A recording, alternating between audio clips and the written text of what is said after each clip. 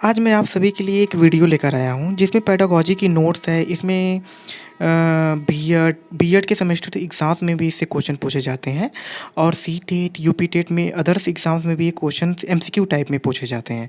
तो इसमें बताया गया है qualities and competencies of an effective teacher. आखिर एक टीचर की क्या-क्या क्वालिटीज़ होनी चाहिए। और इसमें इसमें देखिए कि जो पहली क्वालिटी टीचर की बताया गया है वो है कम्युनिकेशन स्किल। तो टीचर की जो कम्युनिकेशन स्किल होनी चाहिए वो काफ़ी इफ़ेक्टिव होनी चाहिए ताकि वो टीचर जो है उन बच्चे जो हैं उस टीचर की बात आसानी से समझ सकें। और देखिए जो सेकंड क्वालिटी एक टीचर की होनी चाहिए वो फ्रेंडली एटीट्यूड होना चाहिए। बच्चों के प्रति एक फ्रेंडली व्यवहार, एक दोस्ताना व्यवहार जो बच्चों को टीचर से एक कनेक्ट कर देता है। वो आसानी से अपनी प्रॉब्लम जो है वो बच्चों से जो बच्चे होते हैं अपनी आसानी से टीचर तक पहुँच के अपनी प्रॉब्लम बता सकते हैं। कोई भी कन्फ्यूजन होता है वो पूछ सकते हैं और सॉल्व कर सकते हैं। और जो तीसरी क्वालिटी जो एक टीचर में होनी चाहिए वो पेशेंस। तो पेशेंस जो होता है देखिए इसमें लिखा हुआ है patience is a virtue and specially in the word of a teaching being a teacher and handle multiple children eight one time is not easy task. देखिए कम से कम 40 या 50 बच्चे क्लास में होते हैं और उनको हैंडल करना पेशेंसली आप अपने आप में काफ़ी बड़ी बात होती है। तो एक टीचर को जो है पेशेंस बनाए रखना होता है उस दौरान, टीचिंग के दौरान, ताकि वो जल्दी में गुस्सा ना हो पाए, जल्दी में हड़बड़ा ना सके और बच्चों को बहुत कुछ अगर उसके अंदर पेशेंस नहीं रहेगा, पेशेंस हमेशा खो जाएगा तो बच्चे भी तो उसी से सीखते हैं और आगे बढ़ते हैं। और देखिए कि जो फोर्थ क्वालिटी है वो डिसिप्लिन। डिसिप्लिन बताया गया है टीचर खुद डिसिप्लिन होगा तो बच्चे भी डिसिप्लिन में रहेंगे। तो एक टीचर को खुद मेंटेन करना होता है अपने आप को डिसिप्लिन और पॉजिटिविटी अपने अंदर और एक ड्रेसिंग सेंस अच्छा सा होना चाहिए। और देखिए रिस्पेक्टफुल इन्वायरमेंट। एक शिक्षक जो है अपने बच्चों को कई बार होता है ना कि बच्चों को जो है वो टीज़ कर देते हैं, इंसल्ट कर देते हैं और डराते हैं, धमकाते हैं। ये बहुत ज़्यादा बच्चों के ऊपर गलत प्रभाव डालता है। तो एक तरीके से एक बच्चे के ऊपर एक टीचर को बहुत रिस्पेक्ट देनी होती है। बड़ों से ज़्यादा तो बच्चों को ज़रूरत पड़ती है रिस्पेक्ट की, क्योंकि बच्चे जो हैं साइकोलॉजिकली बहुत ज़्यादा उस दौरान वीक होते हैं, इमोशनली बहुत ज़्यादा वीक होते हैं। तो अगर उनको कुछ बोलेंगे, कुछ डाँटेंगे, कुछ कहेंगे तो उनके अंदर, उनके मन के अंदर एक गहरा असर पड़ेगा। और और देखिए इसके बाद जो है जो क्वालिटी है वो प्लान लेसन्स केयरफुली। तो एक अब शिक्षक को जो लेसन्स होते हैं, जो लेसन प्लानिंग की जाती है, जो हम लोगों में देखिए बीएड के एग्ज़ाम जो हो रहे हैं इसमें सेमेस्टर्स होते हैं, उसमें करीब 40 से 30 से 40 50 लेसन प्लान बनाए जाते हैं। क्यों बनवाए जाते हैं? क्योंकि उसके अकॉर्डिंग हम टीचिंग कर सकें, उसके अकॉर्डिंग हम बच्चों को समझा सकें, पढ़ा सकें। अगर वो ना पढ़ा के लेके जाएँगे, बता के ना लेके जाएँगे तो हम लोग जो बच्चों को पढ़ाने जाएँगे वो अपने टॉपिक से भटक जाएँगे। और कई बार ये होता है कि पढ़ाना कुछ होता है और कहीं और डेप्थ में चले जाते हैं। तो एक लेसन प्लान के अकॉर्डिंग लेके जाएँगे तो तो एक सिस्टमैटिक वे में एक पढ़ाई हो पाएगी। अब देखिए डिफरेंट मेथड ऑफ टीचिंग।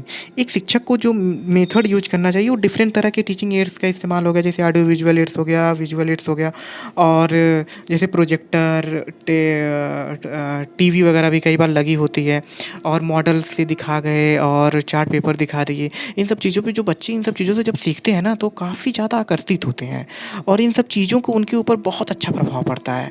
तो इन सब चीज़ों से बहुत अच्छे से वो सीख पाते हैं, पढ़ पाते हैं और एन्जॉयबल मतलब उनकी टीचिंग जो है, उनकी जो सीखने की जो प्रक्रिया है वो मनोरंजन के तरीके से हो जाती है और काफ़ी चीज़ें उससे सीख लेते हैं।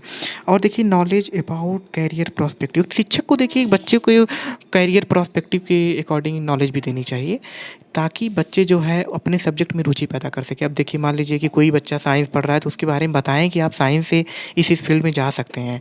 आप साइंस से आगे बढ़ते हुए आप साइंस से क्या कर सकते हैं, आप डॉक्टर बन सकते हैं, साइंटिस्ट बन सकते हैं।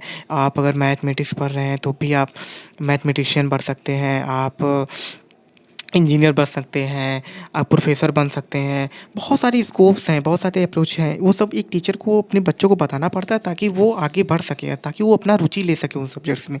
अब देखिए एम्पैथिक इन नेचर। तो अब एक good tutor must be empathic in nature. They must not जज the student on the basis of their progress. उनके प्रोग्रेस पे उनको जज नहीं करना चाहिए अब उनके बच्चे के, ताकि बच्चा कभी कम नंबर आ गया, कभी ज़्यादा नंबर आ गया। तो यार कभी बच्चे को कम नंबर आ गया तो उनको जो एक टीचर, जो एक अच्छा टीचर होता है, उनको जज नहीं करता है। एक बच्चा ज़रूरी नहीं है अगर वो कम नंबर आ गया तो वो और फ़ील्ड में कमज़ोर है। कभी गाने में भी तेज़ हो सकता है, प्लेइंग हो सकता है, गेम-वूम खेल रहा है और गेम्स जो होते हैं उनमें अच्छा है वो, म्यूज़िक में अच्छा है वो, अदर एक्टिविटीज़ में, आर्ट्स में अच्छा है वो। तो ये चीज़ें होती हैं। तो इस वजह से उसको एम्पैथी इन नेचर होना चाहिए। अब देखिए स्ट्रॉन्ग सब्जेक्ट लीडरशिप, एक टीचर को जो है अपने सब्जेक्ट पे पकड़ होनी चाहिए। अगर वो अच्छे से उसके सब्जेक्ट पे उसकी कमांड है, पकड़ है तो बच्चों को अच्छी नॉलेज दे सकेगा। और इसी तरीके से अगर आप इस नोट्स को लिखेंगे, कई बार क्वेश्चन पूछा जाता है, कई बार एग्ज़ाम्स में क्वेश्चन आते हैं। एक बार मैं आपको और दिखा देता हूँ। देखिए स्टार्टिंग से आप स्क्रीनशॉट ले लीजिएगा। देखिए qualities of a teacher, communication skill, friendly attitude, patience, discipline skill, respectful environment, lesson plan lesson careful, different method of teaching और knowledge about career prospective, empathic in nature, subject strong subject leadership. तो अगर इस तरह से अगर आप points आपके semester exam में पूछ रहा है, अगर इस तरह के क्वेश्चन अगर इस तरीके से आप 10 पॉइंट लिख दिए और स्टार्टिंग में आप एक टीचर का इंट्रोडक्शन देंगे, फिर ये 10 पॉइंट लिखेंगे, फिर कंक्लूजन लिखेंगे तो काफ़ी अच्छा क्वेश्चन बन जाएगा और काफ़ी मतलब नंबर इससे गेन किए जा सकते हैं। 10 नंबर के क्वेश्चन पूछ रहे हैं तो 4-5 पेज में बड़े आराम से 5-5 पेज तक आप लिखेंगे तो काफ़ी अच्छा नंबर मिल जाएगा। सो और कई बार इससे जब सीटेट और इसी में से ही तो क्वेश्चन बनाते हैं सीटेट, यूपी टेट में, और कहाँ से क्वेश्चन उठाएँगे? इन्हीं सब थ्योरीज़ को एमसीक्यू टाइप में बना देते हैं। सो होप आपको ये वीडियो अच्छी लगी हो, इससे कुछ नॉलेज मिली हो। Thank you very much. और अगर ये आपको वीडियो अच्छी लगे तो इसको लाइक और सब्सक्राइब करिए और आगे ऐसी वीडियोज़ अगर आपको चाहिए तो इसको सब्सक्राइब करिए। Thank you so much.